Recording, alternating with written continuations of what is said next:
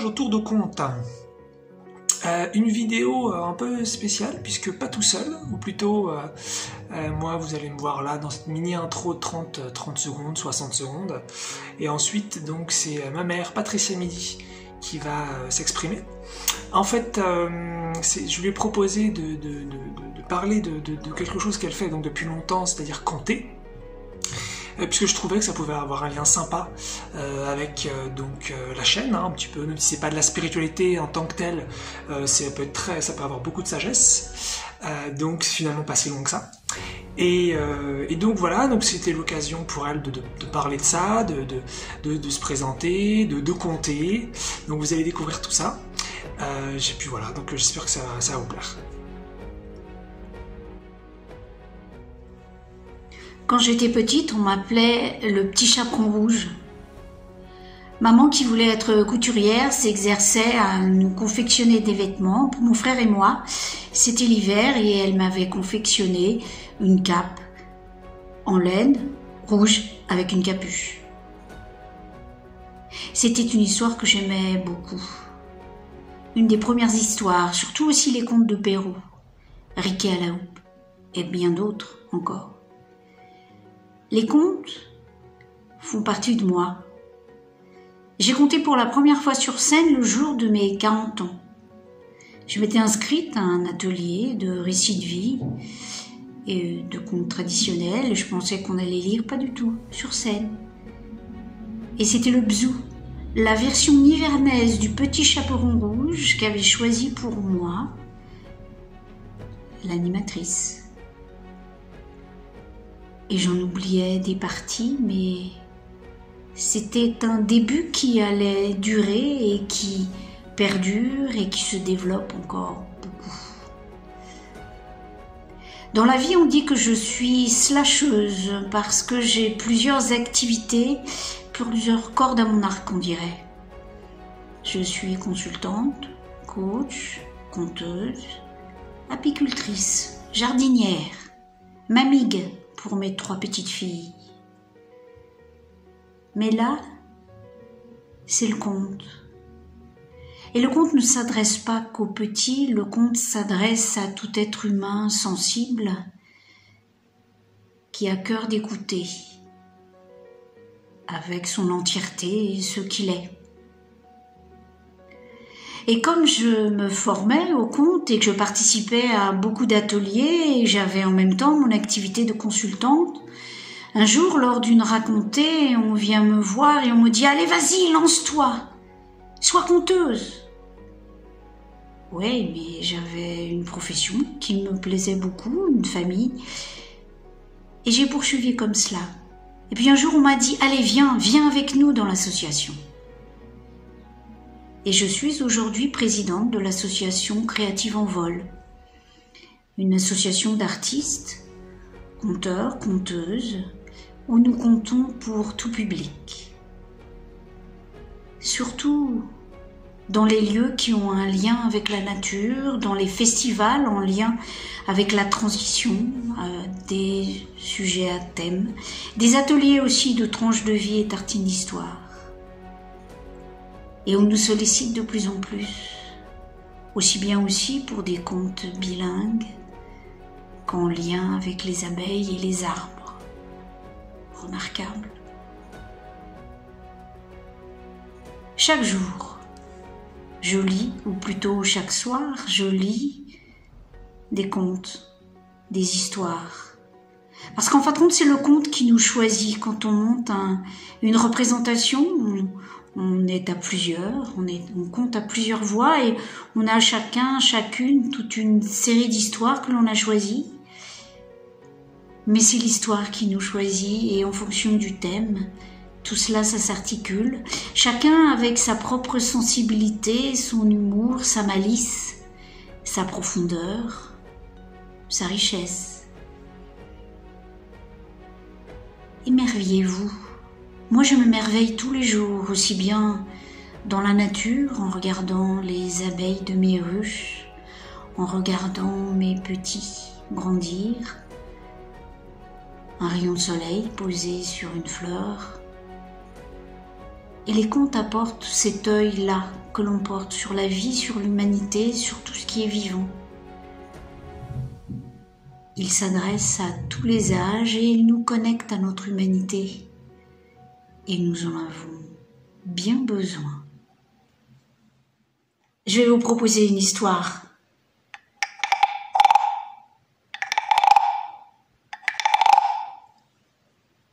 Yambé l'abeille a invité Mbot le crapaud à venir dîner chez elle.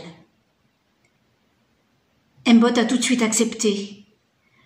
On dit de Yambé qu'elle sait préparer des mets secrets, délicieux, parfumés. Alors il sort de son marigot et s'en va sautillant jusqu'à la demeure de Yambé l'abeille, dans les feuillages. Et là, devant lui, il y a une calebasse remplie d'un liquide épais, parfumé, doré. Comme le veut la tradition, il se salue, il se sourit, il se délivre des messages de paix, et puis aussi, comme le veut la tradition, pour respecter celui qui nous a invités, Mbot s'apprête à poser la patte gauche sur le rebord de la calebasse. Oh, Mbot, mais tu as vu ta patte? Tu as vu ta patte? Elle est couverte de boue. Tu ne vas pas la poser sur mon mets si parfumé? Va te laver là-bas dans l'eau claire près du fleuve. Mbot s'en retourne, va au fleuve, frotte ses pattes et repart en sautillant. Le voici devant la calebasse où il s'apprête à poser ses doigts. Mais enfin, Mbot, tu as vu, tu es encore plus sale que tout à l'heure. Mais qui est-ce qui t'a éduqué? Va te laver. Mbot s'en retourne, frotte encore un peu plus fort et puis se dirige à nouveau vers la calebasse en sautillant. Elle lui jette un regard noir. Il ne peut pas poser sa patte. Elle lui fait un signe de retourner là-bas et cette fois, il fait l'aller et le retour. Et le regard de Yambé est de plus en plus noir. Et la 7e fois, quand il revient, elle avait trop faim. Elle a mangé tout le miel. Il n'en reste pas une goutte. Mbot baisse la tête et s'en retourne chez lui. Il regarde ses pattes palmées, il regarde ses cuisses qu'il trouve trop grosses, il se trouve si laid, et il pleure, et il pleure, et il pleure, jusqu'au soir.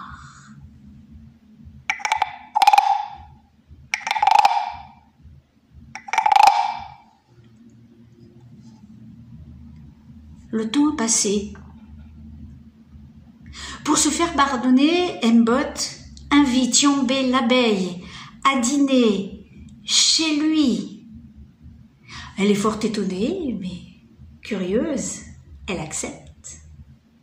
Il a préparé une calebasse remplie de victuailles, de tout ce qu'il aime. Et il l'entend arriver.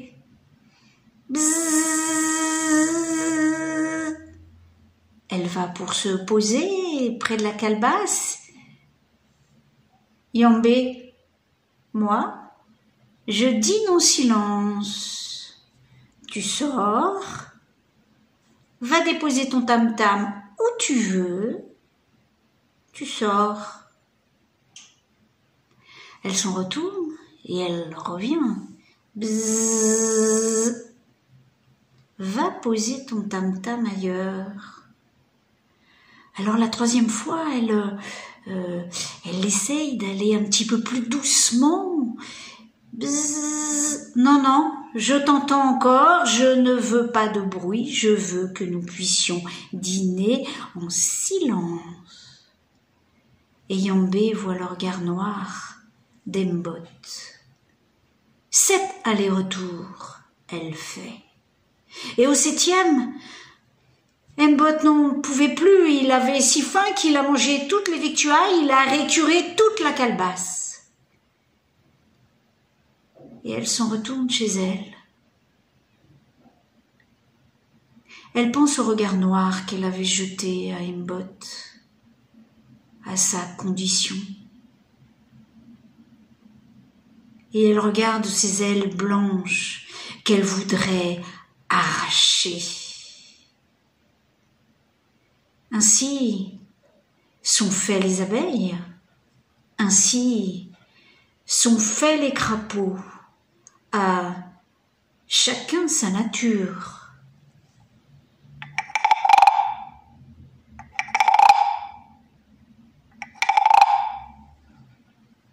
Et depuis ce jour, quand Aimbot et Yambé se croisent, ils se portent un autre regard. Une nouvelle invitation est en préparation.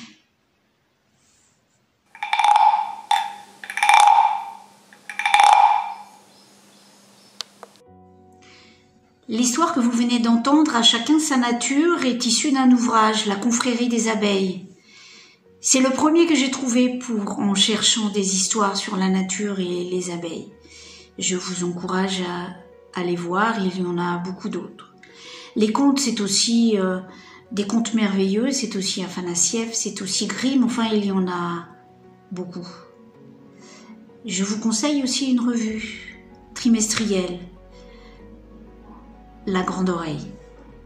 Je suis une inconditionnelle de cette revue extrêmement riche, originale, avec des réflexions, des textes inédits. Allez voir La Grande Oreille. Vous l'aurez compris, Créative en Vol, c'est nous sommes plusieurs, nous aimons la nature, nous aimons la vie, nous aimons les parcs, les arbres, le malice, la malice.